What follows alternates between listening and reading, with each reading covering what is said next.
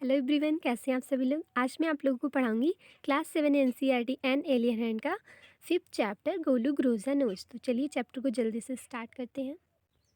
There was a time when the elephant had no trunk. एक ऐसा समय था जब एक एलिफेंट के पास कोई ट्रंक नहीं थी। ट्रंक मीन्स होता है सूंड। गोलू अ बेबी एलिफेंट भी था। Bulgy nose is full of question. जो बेबी एलिफेंट था उसका नाम था गोलू, जिसके पास एक बुल्गी नोज थी। बुल्गी नोज मीन्स होता है उभरा हुआ ऐसा था, और उसकी जो नोज़ थी वो बढ़ भी नहीं रही थी बिल्कुल भी। He goes to the Limpopo river to find out more about the crocodile eating habits. वो जाता है, जो गोलू होता है बेबी एलिफेंट, वो लिम्पैम्पो रिवर के पास जाता है। वहाँ पे ये जानने के लिए जाता है कि क्रोकोडाइल क्या खाते हैं। Long long ago the elephant had no trunk. बहुत बहुत पहले एक एलिफेंट था जिसके पास कोई ट्रंक नहीं थी, कोई सूंड नहीं था। He had only a bulgy nose as big as a boot. उसके पास केवल एक बुल्की नोज थी, उभरी हुई छोटी सी नोज थी, जैसे कि कोई बड़ा सा जूता हो। He could wiggle it from side to side but could not pick up things with it. उसके पास विगल मीन्स होता है लचीलापन।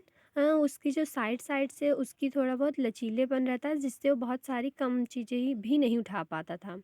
There was a baby elephant called Golu. वो जो बेबी एलिफेंट था उसका नाम है गोलू। गोलू कह करके उसे सभी लोग पुकारते थे। He too had no trunk but only a bulgy nose as small boat.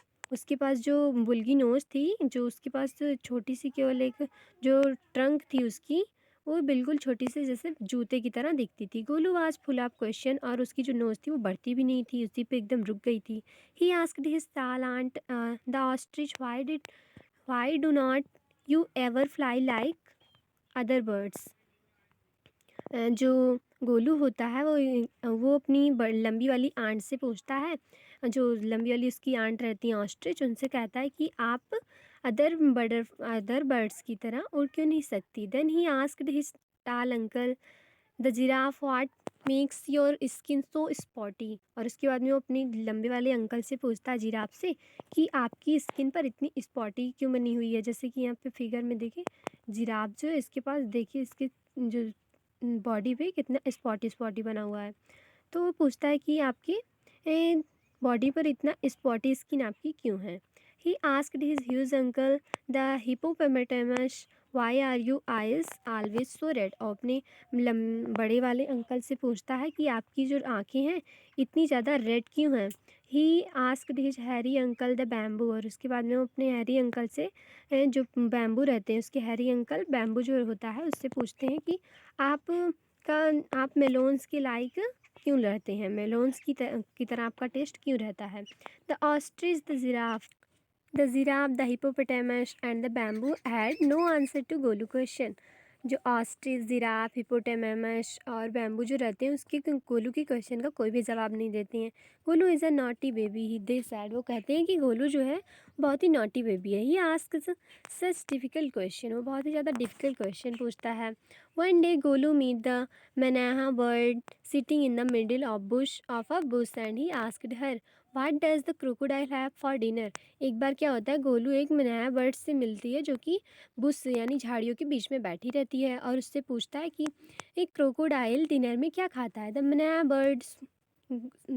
Bird said to go to the bank of the great greasy Limpopo river and find out. वो जो मनाया बर्ड रहती है वो उससे बोलती है कि तुम लिम्पैम्पो रिवर के किनारे जाओ और वहाँ पे पता कर लो। Golu went home. गोलू घर चला जाता है। He took 100 sugar canes, 50 dozen bananas and 25 melons. और उसके बाद में वो लगभग 100 शुगर केन्स लेता है, 50 दर्जन बनाना लेता है, केला लेता है, और 25 तरबूज लेता है। Then he said to his family goodbye. और उसके बाद में अपनी फैमिली से बोलता है goodbye. I am going to the great greasy Limpopo river. I will find out what the crocodile has for dinner. कहता है कि मैं लिम्पैम्पो रिवर के किनारे जा रहा हूँ ये पता करने के लिए कि क्रोकोडाइल अपने डिनर में क्या खाता है। He had never seen a crocodile and did not know what one looked like. और उसके बाद में वो कहता है कि मैंने कभी क्रोकोडाइल को देखा नहीं है कि वो देखने में कैसा लगता है। He made a Python and asked him. वो एक पाइथन से मिलता है और उससे पूछता है have you ever seen a crocodile, क्या आपने कभी क्रोकोडाइल देखा है। What does he look like, वो देखने में कैसा लगता है। What does he have for dinner, और वो डिनर में क्या खाता है। The Python uncoiled himself from the branch of the tree but sad nothing. जो पाइथन होता है वो पूरी तरह से अपने आप को ट्री में लपेट नहीं पा रहा होता है और कुछ बोलता भी नहीं है। Golu politely helped him to coil around the branch again and said goodbye to him. और उसके बाद में गोलू जो होता है विनम्रता से उसकी जो उसको कॉइल करने में, उसको मोड़ने में, उसमें ट्री में हेल्प करता है और उसके बाद में उसे गुड बाय बोलता है।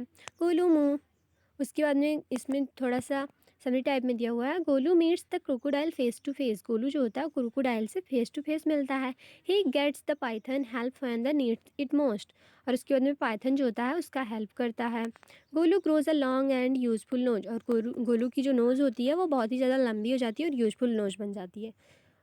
Golu moved on eating sugar canes bananas and melons. Golu जो होता है वो फिर वहाँ से चलने लगता है, मूव करता है, वहाँ से जाता है और उसके बाद में कुछ शुगर केन बनाना और मेलोन्स को खाता है। After a few days he reach the very edge of the great grassy Limpopo river. और उसके कुछ दिनों बाद में वो ग्रासी लिम्पोपो रिवर के किनारे पहुंच जाता है। On the bank of the river he saw a log of would. और उसके बाद में जब नदी के किनारे पहुंचता है तो वहाँ पे एक लकड़ी का लट्ठा देखता है। It was really the crocodile who winked at me excuse me said Golu. Golu उससे बोलता है कि एक्सक्यूज़ मी, क्या वो जो क्रोकोडाइल जो लॉग ऑफ फूड रहता है, लकड़ी का लट्ठा रहता है, वो सचमुच में क्रोकोडाइल ही रहता है। वो अपनी पलक झपकाता रहता है और उसके बाद में गोलू जो रहता है उससे बोलता है excuse me, have you ever seen a crocodile. क्या आपने कभी क्रोकोडाइल को देखा है? The crocodile winked again and lifted half his tail out of the mud. Come here little one said the crocodile. Crocodile के जो रहता है वो अपनी पलक को झपकाते हुए आधा अपनी पूँछ को निकालता है कीचड़ से और उसे जो छोटा रहता है कहते हैं छोटे इधर आओ। जो क्रोकोडाइल रहता है वो लिटिल वन मतलब कि छोटा रहता है, जो गोलू रहता है तो उससे कहता है छोटा, हाँ इधर आओ। Why do you ask such question. तुम ये क्वेश्चन क्यों पूछ रहे हो? आई वॉन्ट टू नो, मैं नहीं जानता। Come close little one for I am the crocodile and he set crocodile tears to so it was quite true. और उसके बाद में जो क्रोकोडाइल कहता रहता है वो कहता है कि मैं ही क्रोकोडाइल हूँ। Golu was afraid, but he sat down on the bank and said, You are the very person I was looking for. Please tell me what you have for dinner." Golu जो होता है बहुत ज़्यादा डर जाता है और वो नदी के किनारे ही बैठ जाता है और बोलता है कि आपको मैंने देख लिया, अब आप बता दीजिए जल्दी से कि आप डिनर में क्या खाते हैं। Come here little one and I will whisper the answer to you. और उसके बाद में जो क्रोकोडाइल होता है कहता है कि यहाँ आओ छोटे, मैं तुम्हें कान में फुसफुसा करके बताता हूँ जवाब।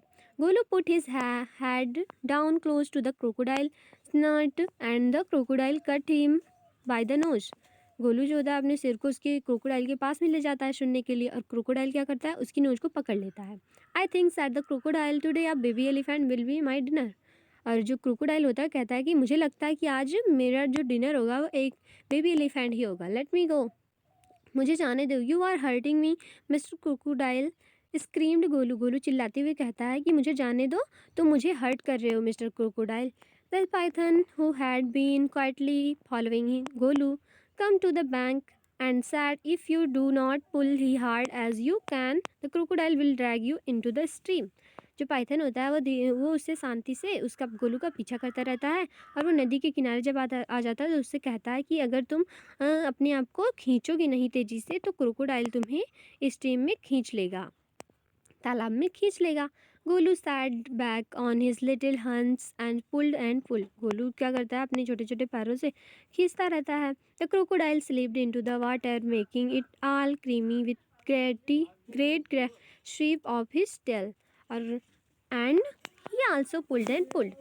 जो क्रोकोडाइल होता है वो रिवर में स्लिप कर जाता है और बहुत ज़्यादा कीचड़ निकल जाता है उससे। पूँछ जब उसमें एक बार पूरा मतलब उठती है, ऊपर नीचे होती है तो बहुत ज़्यादा गंदगी निकल जाती है और वो उसी में फिर से गिर जाता है। Then the python coiled himself round Golu stomach and said, let's pull harder. जो पाइथन होता है वो अपनी जो उसकी पूँछ रहती है, उसकी जो टेल रहती है, वह गोलू के स्टमक में लपेट लेता है और उसे तेज़ी से खींचने लगता है। Golu dug in all his four legs in the mud and pulled. Golu क्या करता है अपने चारों पैरों से कीचड़ में तेज़ी से खींचता रहता है। The nose kept on stretching, उसकी जो नोज रहती है वो खींची जाती है।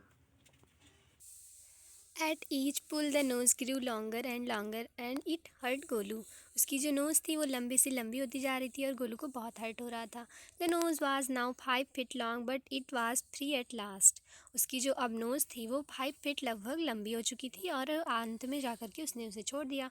Golu sat down with his nose warmed up in a big banana leaf and hung it in the great grassy Limpopo river to cool।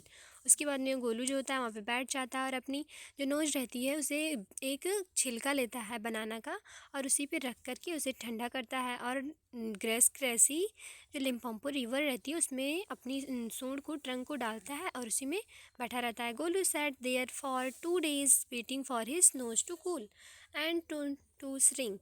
Golu जो होता है वो लगभग 2 दिनों तक बैठा रहता है, ये इसलिए कि जो उसकी नोज़ है वो ठंडी हो जाए और वो सिकुड़ जाए। It grew cool but it did not shrink. उसकी जो नोज़ रहती है वो ठंडी तो हो जाती है लेकिन वो सिकुड़ती नहीं है। At the end of the second day a fly came and stung Golu on the shoulder. Golu lifted his long nose and with hit the fly dead. और उसके बाद में गोलू जब दूसरे दिन होता है उस बार उसके सोल्जर पे उसके कंधे पे एक तितली आकर के उड़ के जाकर बैठ जाती है और उसे काट लेती है। गोलू क्या करता है अपनी ट्रंक के हेल्प से उसे एक बार मार देता है और वो जो तितली होती है वो मर जाती है। Advantage number 1 is the python you could not have done it with his small nose try and eat till now. जो पाइथन होता है वो फुफकारते हुए कहता है कि एडवांटेज नंबर 1 इसकी जो है वो है कि तुम ये अपनी इस छोटी नोज से नहीं कर पाते ये काम जो उसने अपनी ट्रंक से किया, जो फ्लाई को उसने मार दिया। ये आंसर नंबर 2 बताता है। Try and eat a little now. और उसके बाद में वो थोड़ा सा कुछ खाने के लिए करता है। Golu put out his trunk and plugged a large bundle of grass. He dusted it against his 4 legs and stuffed it into his mouth. और उसके बाद में गोलू क्या करता है अपने ट्रंक के हेल्प से एक ग्रास का बंडल उठाता है बड़ा सा और उसे अपने चारों पैरों जो आगे वाले 2 पैर रहते हैं उससे उसको झाड़ता है, उसकी मिट्टी को उसकी डस्ट को अपने मुंह से झाड़ता है। Advantage number 2 is the python you could not have done it with a small nose. Don't you think the sun is too hot now. Advantage number जो 2 बताता है पाइथन फुफकारते हुए, वो कहता है कि ये तुम अपनी छोटी नोच से नहीं कर पाते कि तुम किसी ग्रास के बंडल को अपने पैरों से उससे डस्ट झाड़ करके नहीं खा सकते थे तुम। अब तुम जो सन की गर्मी है उससे भी तुम बच जाओगे। Advantage Golu scooped up some mud from the bank and slapped in it on his head. Golu क्या करता है उसके सिर पे जो कुछ मड लगे रहते हैं, कीचड़ लगे रहते हैं, उसे अपने ट्रंक की हेल्प से उसे धुल देता है पानी लेकर के। Advantage number 3 is the python you could not have done it with a small nose. Advantage number 3 कहता है फुफकारते हुए पाइथन कि तुम ये अपनी स्मॉल नोज से नहीं कर पाते, अपनी मतलब कि जो कीचड़ उसके सिर पे लगा हुआ था उसे नहीं झाड़ पाता। Thank you mister python said Golu gratefully I will remember all his and now I will go back to my family. उसके बाद में जो पाइथन होता है, जो गोलू होता है, उसे ग्रेटफुली कहता है कि थैंक यू ये सब याद दिलाने के लिए, अब मैं अपने घर चलता हूँ उसे और गुड बाय बोलता है। इसके जो राइटर हैं रुडयार्ड किपलिंग हैं। तो गाइस आप लोगों को चैप्टर कैसा लगा मैं कमेंट करके जरूर बताइएगा। अच्छा लगा हो तो लाइक कीजिए, सब्सक्राइब कीजिए हमारे चैनल को और बेल आइकन को प्रेस करना मत भूलिएगा।